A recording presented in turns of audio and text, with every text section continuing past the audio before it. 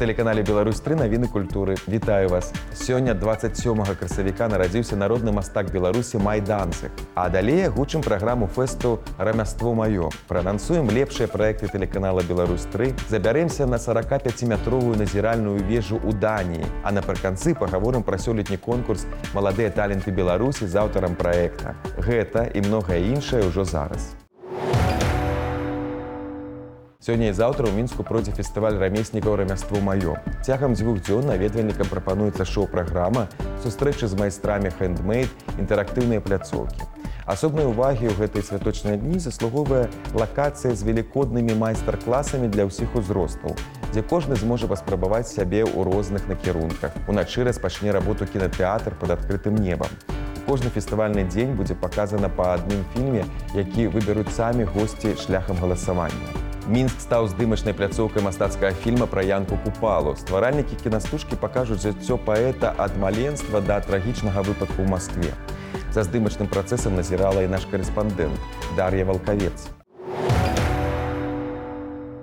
Здымкі кінастужкі пра Янку Купалу працягваюцца ў сталіцы. Дом у цэнтры горада стылізаваны пад мінскую хату паэта. Інтэр'ер узнаўлялі пры дапамозе беларускіх калекцыянераў. Некаторыя дэкарацыі будавалі спецыяльна для здымак. Все интерьеры, в которых жил Янка Купала, найти невозможно. В Беларуси такого нет. Музей воссоздан после того, как дом Янки Купала сгорел. Данный дом – это собирательный образ его минского дома, где они жили с матерью и с женой. Кропотливая работа, потому что у нас 60 лет жизни практически в кадре. Это смена нескольких эпох. Рэжысёр карціны Владзімір Янкоўскі ад інтэрв'ю пакуль адмаўляецца. Кажа, паразмаўляем пасля прэм'еры і дазваляе крыху пабыць на здымачнай пляцоўцы. Староннім людзям заставацца на здымачнай пляцоўцы доўга нельга. Застаецца назіраць за працэсам у невялічкае акенца. Падчас перапынку між здымкамі ў двары дома збіраюцца жонка Купалу Владзіслава Францаўна, Змітрок Бядуля, Вацлаў Ластоўскі. А што звязвала Купалу з Вацлавам Ластоўскім? Першае, яны разам працавалі ў нашай ніве. Там зараджалася ідэя беларускай дзяржаўнасці. Менавіта на нашай ніве праходзіла. Нейкіх новых думак і рашучых дзеянняў нараджаліся менавіта вось у гэтым асяроддзі. Ролю добрага сябра Купалы Змітрака Бядулі выконвае акцёр Уладзімір Глотаў. Бядуля очень был тихий, скромный человек. Наверное, просто совпало со мной. Я тоже тихий, скромный человек, поэтому, наверное, меня и взяли на эту роль. Но готовился я, как все, изучал литературу в основном, потому что эти сведения сохранились только в литературе в музее Янки Купалы. Перед акцёрам Мікалаем Шастаком задача няпростая сыграць Янку Купалу рознага ўзросту ад 20гадовага юнака да сталага мужчыны. Мы подбирали разных. В итоге мы остановились только на одном, потому что у него это получается сделать гениально. Но, на мой взгляд, это просто очень хорошее попадание. Во-первых, по-актерски. Во-вторых, естественно, мы учитываем эти нюансы и прорабатываем портрет таким образом, чтобы менялось время. И с точки зрения рисунка, и с точки зрения детализации портретного освещения. Кінастужка «Пакуль будзе неба» выйдзе на экраны не раней, чым увосені. У межах проекта «Тэатр HD» у Беларусі стартуюць паказы выбраных спектакляў расійскай нацыянальнай тэатральнай прэміі «Залатая маска». Распачне сезон заўтра ў кінатэатры «Цэнтральны» вечар аднаактных балетаў, у якім злучаюцца пастаноўкі «Тюль» шведа Александра Экмана, «Адзінокі Джордж» немца Марка Гёкі і «Мінус 16» ізраільцяніна Ахада Нахарына. Усе 3 балеты маскоўскага акадэмічнага музычнага тэатра Станіслаўскага і Неміровіча Данчанкі намінанты «Залатой маскі» ў катэгорыі «Лепшы спектакль у балеце», «Лепшы спектакль у сучасным танцы» і «Лепшая жаночая роля». 11 мая старт другім еўрапейскім гульням дасць Брайт фестываль. Яго хэдлайнерамі стануць гурты Джей Морс, Ляпіс 98, Каста і Святлана Лабада.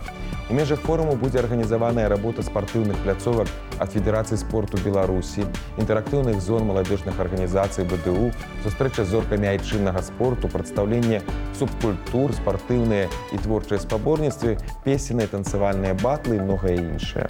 Заўтра на сцэне нацыянальнага акадэмічнага драматычнага тэатра імя Горкага спектакль «Эдып» у пастаноўцы народнага артыста Беларусі Барыса Луцэнкі. Гэты твор Софокла лічыцца галоўнай грэчаскай трагедыяй. Зместам п'есы з'яўляецца адзін момант унутранага жыцця героя, выяўленне злачынстваў, здзейсненых ім раней. Пастаноўка ўшанавана дыпломам за лепшы спектакль малых формаў 16-га міжнароднага тэатральнага фестывалю «Белая вежа». Канцэрт фартэпіяннай музыкі прадставіць музей Бялыніцкага Бірулі ў Магілёве 30 красавіка. У выкананні лаўрэатаў міжнародных конкурсаў, стыпендыянтаў спецыяльнага фонда прэзідэнта Рэспублікі Беларусь па падтрымцы таленавітай моладзі Дашы Мароз і Арцёма Шышкова прагучыць музыка сучасных кампазітараў. Першымі праграму пачуюць менавіта магіляўчане, у далейшым яна будзе прадстаўлена ў іншых гарадах Беларусі і за яе межамі. Заўтра зранку распачнецца чарговае фальклорна-гістарычнае падарожжа каманды «Наперад у мінулае». Паслухаеце заручальныя песні, паназіраеце за гульнямі, якімі забаўляліся нашыя продкі. Убачыце унікальны песенны батл у межах абраду сыра і пачуеце новую сучасную версію старажытнай песні ў выкананні фіналісткі сёлетняга нацыянальнага адбору на Еўрабачанне Алёны Гарбачовай.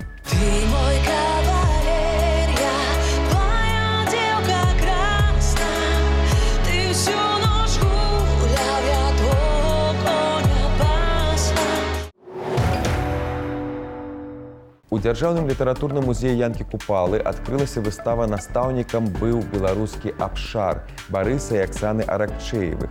Экспазіцыя працяг добрай традыцыі мерапрыемстваў, прымеркаваных да дня народзінаў мастака і педагога, заслужанага дзеяча мастацтва ў Беларусі, кавалера ордэна Францыска Скарыны Барыса Аракчеева, які зрабіў значны ўнёсак у справу ўшанавання памяці Янкі Купалы. Так на выставе ўпершыню прадстаўлены этюд 1961 года, напісаны ў ваколіцах Вязанкі радзімы песняра. Працягваюцца арт-гісторыі на тэлеканале «Беларусь-3». У межах праекта навуковыя супрацоўнікі Нацыянальнага мастацкага музея Беларусі чытаюць мастацтвазнаўчыя лекцыі пра самыя адметныя артэфакты фонда установы. Гэтым разам Дмітрый Салодкі раскрые прагным моц і значэнне святла ў жыцці і мастацтве. Глядзіце арт-гісторыі заўтра ў 19:35.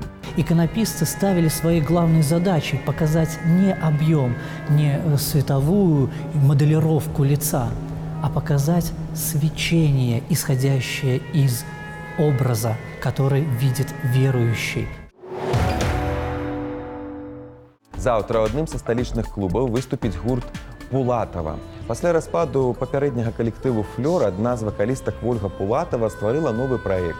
Напрыканцы мінулага года быў выпушчаны дэбютны альбом «Рой», прэзентацыя якога і адбудзецца заўтрашнім вечарам. «Рой» – гэта пажаданне развіцця і спасціжэння сябе ўсім, хто будзе яго слухаць. А зараз прапаную пацікавіцца, якімі заўважнымі падзеямі жыве гэтым часам замежжа.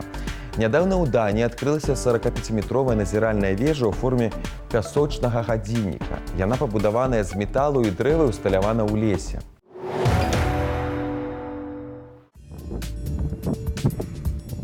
На паўднёвым усходзе Даніі, недалёка ад замка Гісельфельд, прама пасярод лесу вырасла гіганцкая назіральная вежа. Яе вышыня 45 метраў, а верхавіны дрэў ніжэй за яе напалову.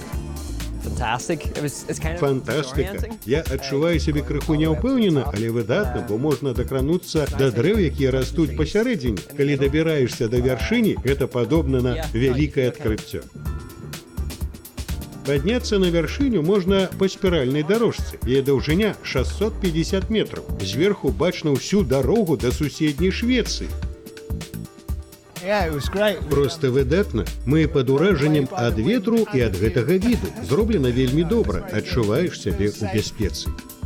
Падобная на пясочны гадзіннік вежа зроблена з неафарбаванай металічнай канструкцыі, якая павінна прастаяць не менш за 100 гадоў, і драўлянага насцілу. Для яго выкарыстоўвалі дуб. Дрэва таксама не фарбавалі і нічым не апрацоўвалі, каб не шкодзіць прыроде.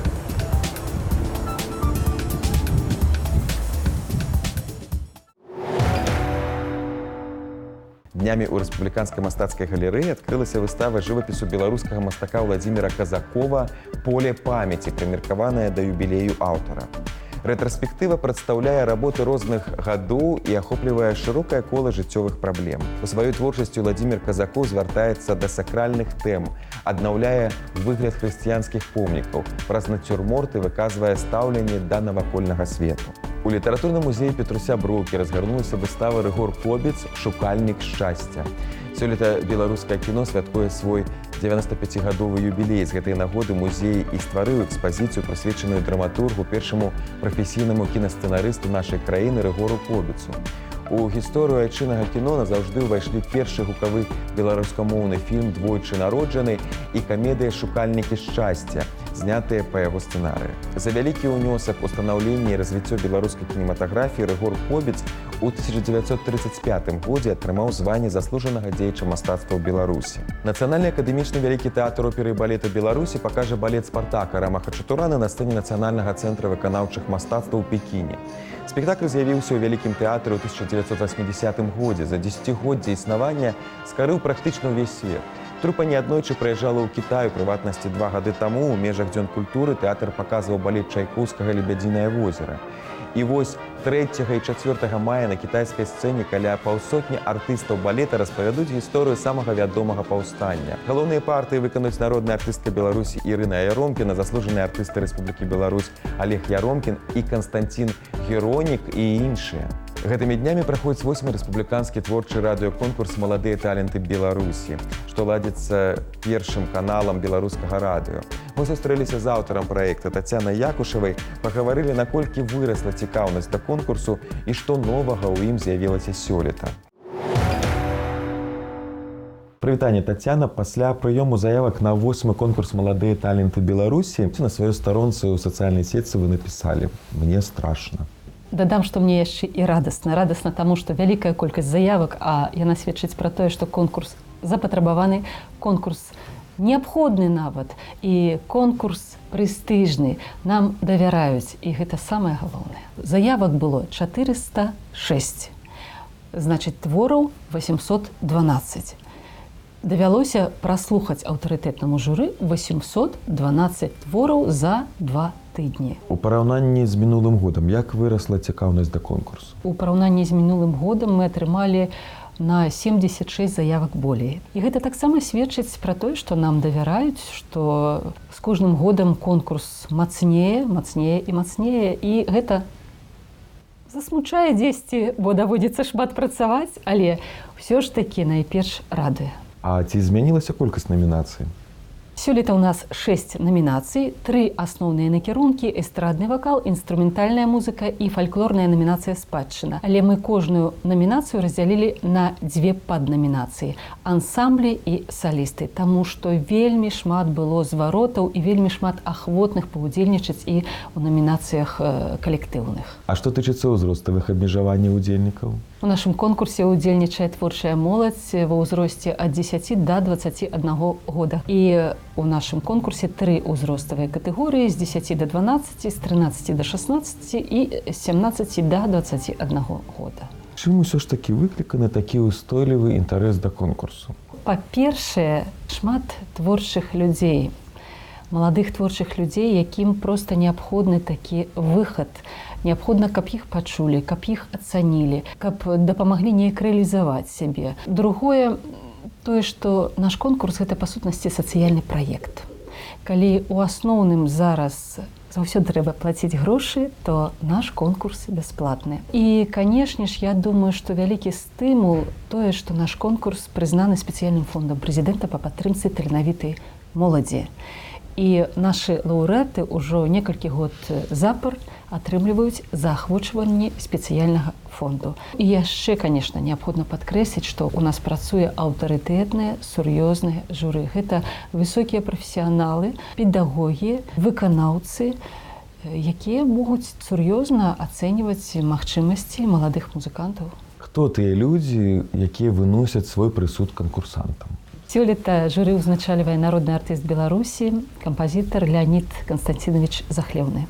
У журы працуюць старшыня Беларускага саюза кампазітараў Алена Віктаровна Атрашкевіч, дацэнты Беларускай дзяржаўнай акадэміі музыкі Светлана Іосифаўна Сітнікова, Вераніка Мікалаевна Сахарова, прадзюсер, мастацкі кіраўнік прадзюсерскага цэнтра «Спалмаш» Леонид Шырин, папулярная беларуская спявачка, салістка маладзёжнага тэатра эстрады Жанет і галоўны дырыжор сімфанічнага аркестру Белтэлерадыёкампаніі Александр Петрович Сасноўскі. 8-й конкурс гэта нагода для пэўных вынікаў.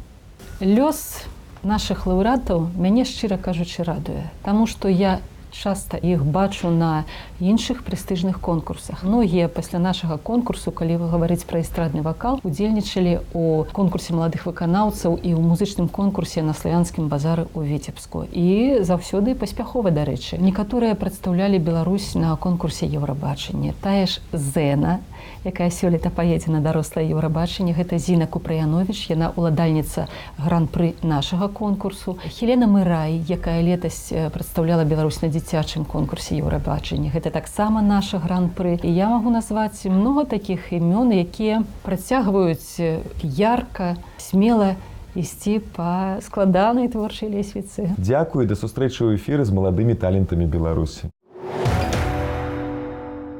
На сёння гэта ўсё. Глядзіце навіны культуры не толькі на тэлеканале Беларусь-3, але і на нашым YouTube-канале. Разам з намі будзьце ў курсе самых значных падзей. Да сустрэчы!